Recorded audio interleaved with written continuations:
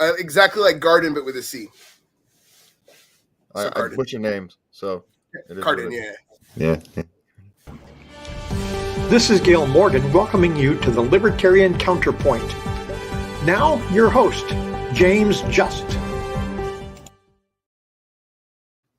Thank you for joining us today. With me is John Cameron, Richard Fields, and our special guest is candidate for Kern County Supervisor, Kelly Carden. See, I told you I was going to butcher it. And it's Garden with a C. I can't say words after I butcher them. And congratulations on you making the ballot. That's actually a big thing. Thank you. It's a big deal getting on the ballot. I know. What inspired you to actually run? Because it takes a lot to get momentum, to get people off the couch, to get them onto the street, to pound ground, to get out in front of crowds and to talk and to put yourself out in front of your community. That takes a lot of momentum breaker, right? Inertia. It takes an inertia breaker. What broke that inertia? Yeah, well, ever since I was a kid, you have to understand that the town that I'm living in and the county that I'm hoping to represent, I've lived in for 36 years. I've competed at every level of sports up to the highest level that I can compete at, of course, at high school, other kind of competitions. I've always given back. I remember the first time feeding the homeless was in junior high. My mom took me to feed the homeless here locally. It's always been about giving back. But as far as getting off the couch, I think it was finally being fed up of watching everything go up. And really where they messed up was with the COVID response and keeping me home and giving me way too much time on my hands. So what happened kind of back to back was our water bill went up at the exact same time that the trash bill went up. And they were both tax increases, right? A land use tax fee. And then the water one was whatever they charged for the water bill. And that started it. And I said, man, I'm not working right now. Why is everything going up today? Then you start thinking about other people. What are people that don't have the resources that I have? Single parents, senior citizens, these little things that they, the government will tell you, well, it's only $100 a year or $13 a month or however they justify it. But they're not the ones that are paying that $13 a month that they already don't have, right? It's somebody who makes considerably less money, who didn't have a say, that has to fork over these funds. And then I just started getting mad. And then I started looking inspiration nationally. And you look at really the high profile races, AOC had just won. And if AOC could do it, I can certainly do it, right? I'm just as likable as her. I'm actually way more likable than her. And I'm normal. I'm not crazy, right? I'm not going to pull my face off and show a lizard. It's just the ability to connect with people, And then I started thinking, okay, well, maybe I want to do something. So I just started talking to my neighbors, and you realize they all agree with you. Everyone shares the same thoughts. Everyone goes through the same struggles. So what I find, and then I met people in the Libertarian Party, right? Matthew Ryan Butts, who literally harassed me every day for months until I responded to a meeting, until I went to a Libertarian meeting online. I did a Zoom meeting in 2020. And I said, you know what? All politics really is ideas, the ability to communicate those ideas, and the ability to do so in a way that people can understand. And I can certainly do that, all three of those things. So everything happening all at once, all the bills going up, everything getting more expensive, seeing the hurt that was happening to my community with the COVID response, watching businesses go out of business. My mother's owned a small business for 30 years now. I've worked in it since I was 7 years old. And knowing that 60% of small businesses in Kern County closed over the last 2 years, half of those are never going to reopen. And how many people's dreams were destroyed because the county government was too weak to stand up to the state government, and too entwined and caring about their own political careers to say, hey, this isn't okay, And so all of those things happened. And I said, you know what? I'm going to do it. I'm going to be a voice for the people who are unwilling to stand up, those who are afraid to stand up, those who are afraid of the government responding against them and bringing their aggression towards them at the local level. I'm not afraid of any of those things. So I said, you know what, guys, I'm going to run. I wrote a letter. I showed it to my wife, and I handed it to her. And I said, would you be okay if I sent this to the newspaper? And it was literally, I had written like a 500-page essay on why I was going to run for the Kern County Board of Supervisors. And she handed it back and she said, let's do it. And that was all the affirmation I needed. She said, let's go. She supports me in every step. She hasn't worked since my daughter was born. She's door dashing right now so that I can be here interviewing so I can run for supervisor. We're all in on this. My family's all in on this. My kids are all in on this. I said, you know what? I've been here for 30 years. My dad's been here since 1965. We're connected to this county as much as anybody is. I understand the issues of this county is better, just as well as anybody else. And I can communicate those issues well. And I threw my name in the hat. And officially on March 11th of this year, I am officially on the ballot to run for the Kern County Board of Supervisors representing the 2nd District. What are those issues? What are the issues that resonate most with the people who will be voting for you? So the people here in Kern County, the thing they care about the most, of course, is the economy. How do they survive financially through this? So we're going to focus on helping small businesses reopen. We're gonna change the way resources are allocated so that we're not just throwing money at large corporations to move here, but we're helping mom and pop stores that were already open, that were already profitable, making money, simply reopen now that the COVID response is for the most part over here in Kern County. That's one of the ways we're going to fix the economy. The second thing we care about in Kern County is oil and gas. Every one of you went to the pumps sometime this week and said, holy cow, how is this gas so expensive? And here in Kern County, we pump more oil than the state of Oklahoma. So, and Governor Newsom is continuing to attack our oil industry. He's attacking our gas industry. He's putting tens of thousands of jobs on the line. And beyond that, hundreds of thousands of Kern County residents whose livelihoods are paid for by oil and gas. So what we're going to do there is we're going to help oil and gas monetize their waste to help them stay profitable. We're going to push back against the governor's over heavy-handed response to shutting down oil and gas. And we're going to build a coalition amongst other counties to simply say, hey, we're not going to listen to this anymore. We're going to push back. We're going to pump oil and gas in a way that makes sense, in a way that's clean. We frack cleaner than anywhere else in the world here in Kern County. We should be embracing those kinds of technologies, not moving away from them. And then from there, of course, water issues. I'd like to see us kind of work on some of the water infrastructure that allows raindrops to get back through the ground into the aquifers, as imposed into the state water project, where we know is where all the waste really happens is once it gets into the state water project. So those are the three biggest things that we're going to be working on. And term limits. So there's already a term limit bill. The guy that I'm running against is going to be on his 4th term if he wins this year. We're running on that. Since he's been in office in 2010, Kern County has regressed in every statistical category there is: education, healthcare outcomes, poverty. We are now ranked in the bottom 7 or 8 in counties in the country, in the state, in everything. It's embarrassing. So when I ran for office, I had this, they figured we were going to run on social justice issues and we were going to run on, a handful of our issues. But as we progressed in our campaign, we found out that the community wanted us to talk about something else. They wanted us to talk about function, water issues. They wanted, water board issues, and they wanted us to talk about, roles of government and transparency. Kind of some basic. What I ended up calling was Mr. Smith goes to Washington issues, right? Just kind of, kind of. So what have your voters surprised you with in this time? So I assume that the Second Amendment would be a much larger issue than it is here in the 2nd District of Kern County. Kern County is known as one of the most conservative counties in the entire country. And the 2nd District where I live is even more conservative than that. And surprisingly enough, it hasn't come up. Like, they don't feel like they see the threat coming, but I don't think that they understand how the county supervisor can kind of affect that. But what they want to talk about is, like I said, oil and gas. They want to talk about their businesses. They want to talk about property values, all these things attached to the economy, of course. Roads are obviously huge, and they pay for them, right? They're already paying for the roads and their gases and the cigarettes and their DMV fees. And I was just in a community called Fraser Park, off of the 5 on the Grapevine. And right when you get off the freeway, there's a pothole that is like 9 inches deep, and it's as wide as your car. There's no missing it.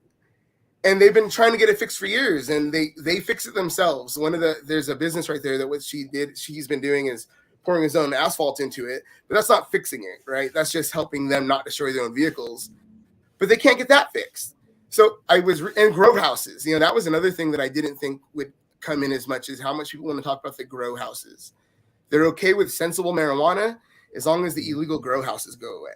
It kind of took me a surprise. Yeah, and speaking of that, in order for the illegal grow houses to get away, you have to have some system set up where they can grow that legally in warehouses, right? It's to get them out of the houses, you have to grow them in warehouses, and so it's getting that kind of set up is one of the tasks for you to solve that problem, right? Yeah, so here in Kern County, we're one of the 2/3 of counties that do not have medical marijuana or any kind of marijuana legislature on books. There's no legal access to it other than delivery from another county, and it has to, of course, be delivered by person. That can't be mailed. So, I mean, history shows that doesn't work, right? In the end of Prohibition had more bars open than the beginning of Prohibition. So simply telling people to not do it isn't going to work, especially when they're monetizing something. They're not just growing weed and smoking it. They're growing marijuana and they're selling it and putting money in their pockets. So, yeah, how do we stop that? Well, you let them put money in their pockets, but you do it via licenses, via ways and you open locations that can sell this. And obviously the stipulations be you have to purchase it from other legal businesses. And that's how you get rid of the illegal ones, is by giving them avenues to be able to actually grow it and not have it be in your neighborhoods, be on farmland and warehouses. Yeah. I got a question for you, Kelly. Yes, I have a little bit different view about pot, since it's a weed. What is the problem with the grow houses? I don't know what's going on, but I like being the center of attention, but it should be focused on Kelly. What are the problems caused by the illegal grow houses? The problems are caused by the weed being illegal, so that it's then associated with people who are associated with other things. Wouldn't the better approach be to make it completely legal rather than, or you're just saying this is a bridge move between trying to deal with the fact that the government's not going to let it be completely legal until we can get there? I mean, what kind of problems are the grow houses causing that are making you take that approach? So, I mean, if it was up to me, we would regulate weed the same way we regulate onions, right? Grow them. What's happening in these communities is they're building they're literal houses. They're not just growing them in their closets. They're building huge greenhouses, and then they're stealing water from their neighbors in many times. And there's nobody's enforcing that. So as much as I agree that it should certainly not be regulated any more than onions, we should still be protecting property values of other people that are paying the cost, right? So, or property rights of people that are also paying the cost. And so, yes, it is ultimately going to be a bridge issue until the federal government reacts or finally acts on medical marijuana, on marijuana in general, takes it off of the Schedule I. And then that's really when the issues are going to actually go away. Nothing's going to stop illegal grow houses. Even if we have a medical marijuana industry or if we're cultivating marijuana in Kern County, they're still going to provide grow houses. There's never going to be getting rid of all of them. But I think the idea of offering people a legal way to grow is always going to be better than forcing them to grow something illegally. Yeah. Well, you can actually make it cheaper to grow it legally than it is to grow it illegally. And so if you get it to that point where, hey, it's actually cheaper and easier to operate legally, then there's no point to operate illegally. And I think that becomes one of the strategies that we can take going forward. And at the risk of sending John on another rant here at the moment, high-speed rail in Kern County is kind of a big thing, right? There's a lot of jobs associated with high-speed rail, but yet it's a failure of a project. It's kind of been a boondoggle for a lot of us have pointed that out since the very beginning. So what do we do about that as a Kern County supervisor? How do you bridge that gap where you've got this economic engine, the state's pumping all kinds of money into your community. Maybe it's a way to buy votes or to buy support for the project in a place that didn't have it. Maybe that's the reason for it. But you've got that issue, but you also got the second time. This is a great big boondoggle that state taxpayer dollars, taxpayer dollars from your Kern County residents are going to pay for this as well. And so how do you balance that as a supervisor? So the current board of supervisors has stressed its opposition to the high-speed rail project. I agree with that. I think it is an absolutely terrible project.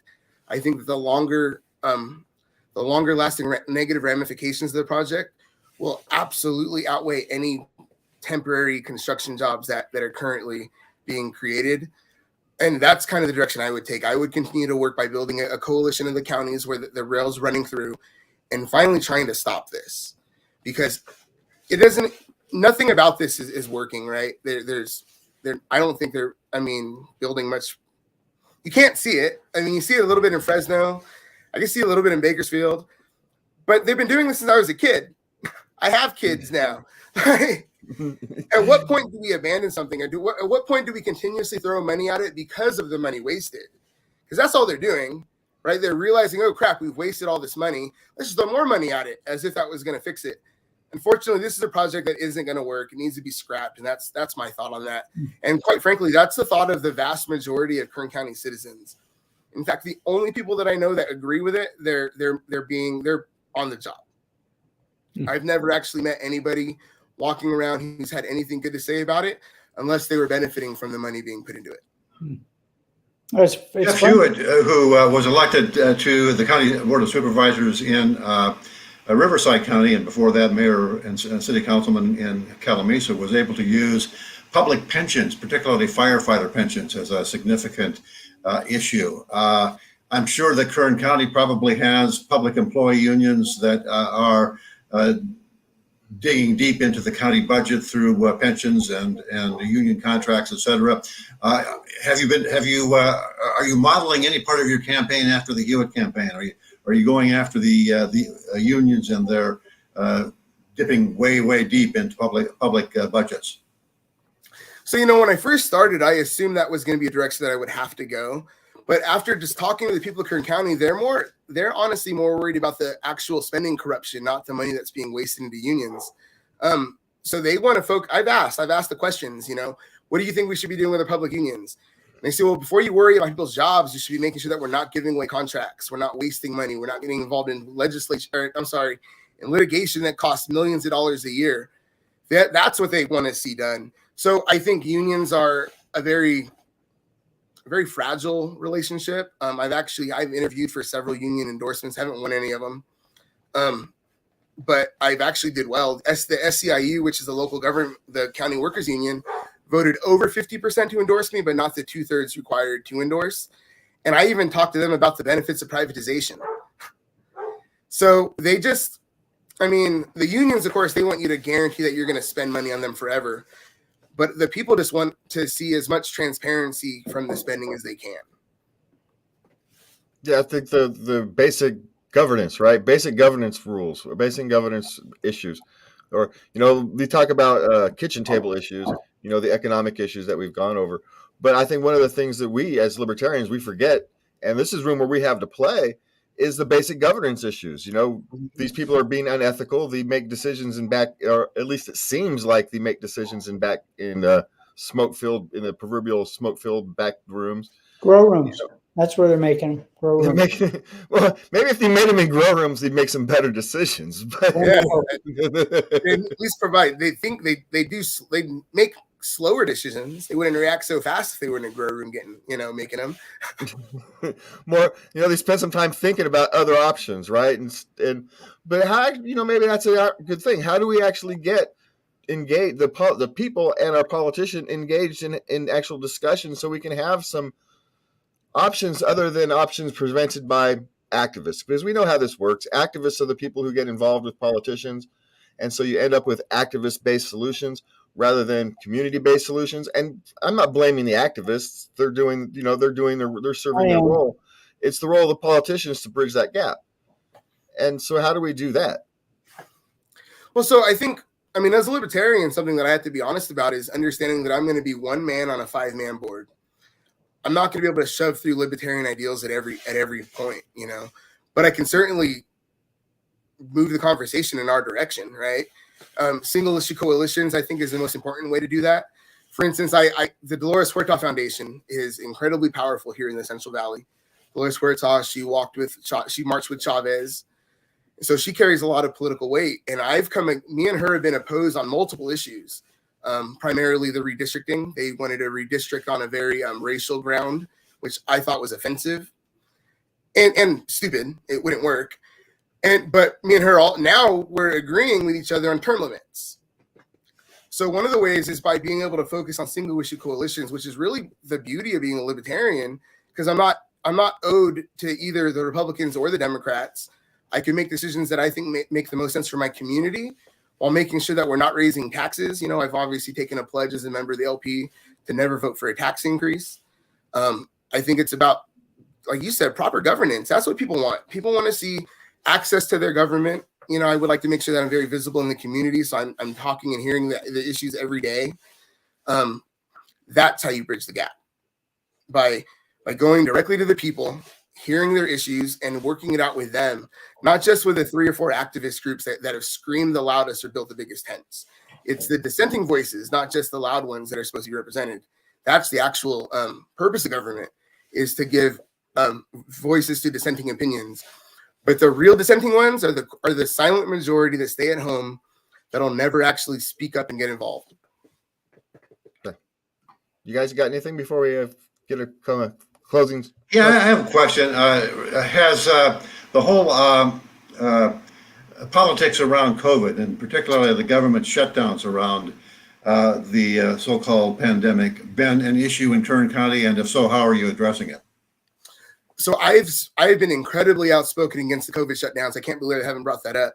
I've spoken at 7 school boards. I've spoken at the Board of Supervisors multiple times, demanding that we push back, right? So what the Board of Supervisors did is they issued a resolution that they all signed, asking the governor to no longer pass COVID-based laws, right? But that's not enough. What I've done, the position that I've taken, and it's been incredibly popular because I think it's a position held by anybody who's reasonable, is that the proper response would be a resolution condemning them, refusing to follow them, and then working with our sheriff to make sure that not only that we don't have COVID restrictions here locally, but that he refuses to enforce the ones that the state pushes down. So there are even up here in the heart of communist California, the Sacramento area, some of the local sheriff's department refused to enforce anything. So was the Kern County Sheriff's Department enforcing the state, or did Kern County itself have its own COVID policies that were hard on businesses and families? Well, 60% of small businesses closed in Kern County. The sheriff, in theory, didn't enforce them. I mean, like what Mayor Villanueva did in LA. If you were called for refusal to wear a mask or show anything, he wouldn't cite you for that. He would just cite you for trespassing. That's unfortunately the same thing that our sheriff did. I think that's kind of a weak response. I think the proper response would have been to, hey, you better deal with that on your own. So there's that.